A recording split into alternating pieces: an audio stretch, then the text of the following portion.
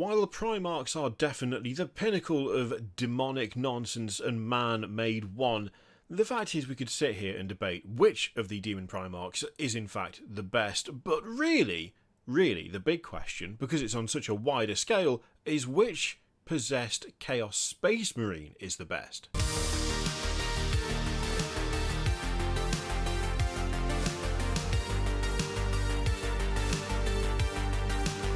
Look, slipping a demon into a Space Marine is a time-honoured tradition in 40k, something that's got very popular, people love it, different legions love to do it, and of course demonic forces love to do it as well, because they get a nice, meaty puppet suit to murder people with. But the thing is, there's a few different varieties of possessed lad out there, and I think we need to do a definitive ranking as to which ones are in fact the best possessed. Absolutely none of this is objective, it's all subjective, and it's mostly based on looks, so there. We are starting at number 5 with the Eightbound, because the Eightbound barely look possessed. I mean, these demons, these 8 demons vying for control and fighting each other over this particular World Eater flavoured Chaos Space Marine, they must be collectively weak AF, because these lads are just a bit bigger, with some slightly fleshy power packs, and everything else is pretty much business as usual. Yes, they do have some incredibly thick and chunky necks, real thick, real chunky, but overall, I mean, it's pretty much just a berserker with a little bit of extra muscle mass, isn't it? I mean, look at those bare arms. You telling me those bare arms are the best that 8 demons can do? Seems to me like they need to try a little bit harder and stop letting the World Eater just get away with it, you know? Also, none of those weapons have got demonic teeth growing out of them. It's all just normal chain sword based or chain axe based action, and I just can't get on board with that. If you're going to go around saying you're possessed by a demon, you need to have at least one incredibly freaky thing going on, or I'm just not going to believe you. And the closest that these guys get is one of them has got a little bit of horn sticking out of an arm. Nah. No, not having it. Next up, we have the Exalted Eightbound, who do improve upon the Eightbound considerably in a few different ways. Admittedly, the power packs are still not quite as monstrous as they could maybe be, but at least we have an overabundance of teeth in some areas, and we do have a little bit of demonic weaponry going on as well. I mean, there's a guy there who has a buzzsaw just coming out of his hand. Like, that's pretty gnarly. That to me suggests that this lad is not having a good time. The other guy, I mean, look at that. We've got a full-on chainsword where a middle finger would be. A lot harder to give people the finger, but you know, when you do, the impact is, I mean, it's just way higher. Also, we've got a bit of extra cabling, a little bit of flesh cabling coming out there. Totally better. Totally better. Totally better than your standard 8-bound. I mean, look at that buzzsaw. Look at it. That is quality. Absolutely quality. Now, it's a bit sad that the big man in the middle doesn't have some sort of flesh-covered stick with a chainsword on the end as opposed to having a normal one, but he has got way too many teeth, both on his armour and, I think, potentially in his mouth as well. He does also have troll feet, which is maybe not the mutation that you want, but it's still a step above what the plain, normal, everyday 8-bound get, so they get 4th place. Now we're moving into territory that is well-trod, familiar and delightful. Your classic possessed Chaos Space Marines. They've got everything. They've got hideous deformities. They've got horrible natural weapons. They've got tentacles. They have armour that is also flesh in some places. That guy has even got similar troll feet to the Exalted Eightbound, but just to a lesser extent and slightly more sensibly placed. And look at that big old bone sword paddle? Whatever it is, I don't like it, and I don't want him to hit me with it because I feel like it would suck my life force out of my eyes. Also, that is a good series of mutated power packs. That one has got skulls for vents and the skulls are on fire. You cannot argue with the demonic nature of that particular power pack. Clearly, something bad wrong is going on there.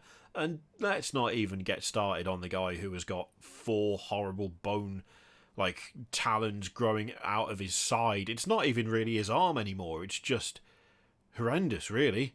Some nice backward jointed legs as well. A bit of skin growing out of the midriff of the armour. Oh, awful. Love it. Plus, hooves. You can't go wrong with hooves. Hooves are fantastic for showing you've got a bit of the goat inside you, which is the same as being possessed. What did you think I meant? Really, the one to feel most sorry for is the guy who's got the big club arm. Classic throwback, by the way, to the other Chaos Possessed that came before these ones.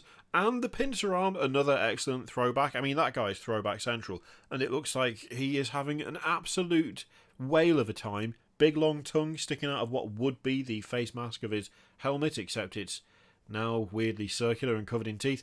Look, I'm just going to put it out there. These are fantastic possessed. You see these guys, you know what's going on. You know what's going to happen, and you don't want anything to do with it, because it probably means that you're going to die a horrific, painful death. Just as it should be. Now, in the number 2 slot, we have the ones that started it all. We have the Vorbak. And you know what? These absolutely are standing the test of time. They still look good. They look awful, but in a good way. I mean, that horrible mix of armour and flesh that's cracked and broken and... oh yeah, that's the stuff. That guy's hand is now mostly a mouth with teeth and claws. It even has a lower jaw with sinew, which is absolutely atrocious. I hate it. It's brilliant. The armour itself is turning to external ribs, and there's a horrible growth sticking out of the power pack with the vent just like stuck on the end like a little mushroom.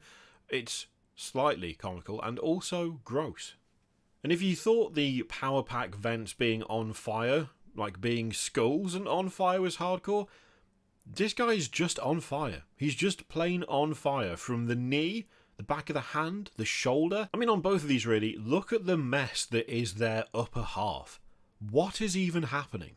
You can't tell me what's happening. You don't know. Neither do they, and neither does anyone who's looking at them. They just know that they don't want to be anywhere near any of this because, oh dear God, it is absolutely horrific. I mean, these two are growing other skulls out of their chest. That one is growing a skull that's biting another part of a growth that he is also growing out of his chest. Absolutely atrocious. The Vorbak are like the gold standard. They are the gold standard. They are the ones to look at for inspiration and for what you don't want to see in your dreams or down a dark alley. But, for my money, there is one step above the Vorbak. And there's going to be outrage. There's going to be outrage. People are not going to be happy. But you know what? I've got to just speak... I've just got to speak the truth here. Because there exists the Blade Slaves. Now, Zardu Layak, he's a bit of a scumbag. But you know what? He makes good possessed. Good possessed. Now, it's possible that you may get me on a technicality here, because I don't strictly know whether these are technically classed as possessed. They certainly have a distinct amount of demonic power warping and destroying their flesh, cracking their armour, turning them into hunched and mangled warriors that have horrific growths and additional skin. But does that make them properly possessed, or does it mean they're just swollen with demonic power? It's difficult to tell. Is there even a difference between the two? Maybe this is a number 1 spot with caveats. Number 1 spot, if indeed they are fully possessed, joint first with the Vorbak if it turns out they've just been stuffed full of demonic power. How about that? How about that for a deal? I knew you'd come round. I knew you'd come round and you'd accept the deal. And frankly, I appreciate it, because that way we can continue to work together on this. And I think you're going to have to go with me, at least, in saying that these are some of the best demonic-esque, probably possessed, potentially possessed, Chaos Space Marines. Just of all time. The monstrous blades that are growing out of their horrible, broken, cracked skin and armour that has been melded together. Yes, the Vorbak do look fantastic. They are horrific. They are nightmarish monstrosities. And they are iconic at this stage. But for me personally, there is something about the menacing aura that the Blade Slaves give off. There is something about the attitude, the poses, just the way that they stand. The way that they are so hunched. As though the weight of those massive, like, grown out of them blades seems to have on them. They just look so menacing. The Vorbak look like Marines who have undergone demonic possession. The Blade Slaves look like they are constantly, slowly, continually being consumed by it. The Vorbak, it looks like a fast, explosive process where once there was a Marine, now there is a mix of Demon and Marine. The Blade Slaves look like that change started years and years ago and is still going on and will never stop. The Vorbak look like it's part of them. The Blade Slaves look burdened by it. And that's why they get my number 1 slot. With, of course, the caveat that if they're not the traditional type of possessed, they get to share it with Vorbak because they're just that good. So there you go, the possessed Chaos Space Marines that we have access to at the moment, ranked, and I think you'll all agree with literally everything I said. There's no chance that anything I said was wrong.